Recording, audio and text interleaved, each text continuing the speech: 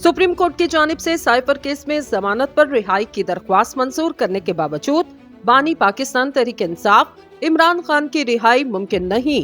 Islamabad high court ने तोशाखाना फौजदारी case में ट्रायल कोर्ट में इमरान खान की सजा को मुअत्तल करते हुए इनकी जमानत मंजूर कर ली थी, जबकि आज सुप्रीम कोर्ट ने भी साइफर केस में बानी पीटीआई और साबिक वजीर खारजा शाह महमूद कुरैशी की जमानत 10-10 लाख रुपए के मुचल्लकों के एवज मंजूर की। लेकिन अदालत उस्मा से जमानत मंजूर होने के बावजूद इमरान खान की जेल से रिहाई मुमकिन नहीं।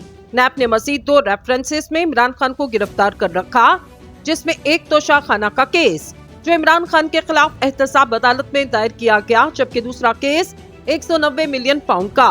दोनों केसेस ट्रायल कोर्ट में जेर समाअत और ट्रायल कोर्ट का फैसला आ जाने तक इमरान खान को जेल से रिहाई नहीं मिल सकती।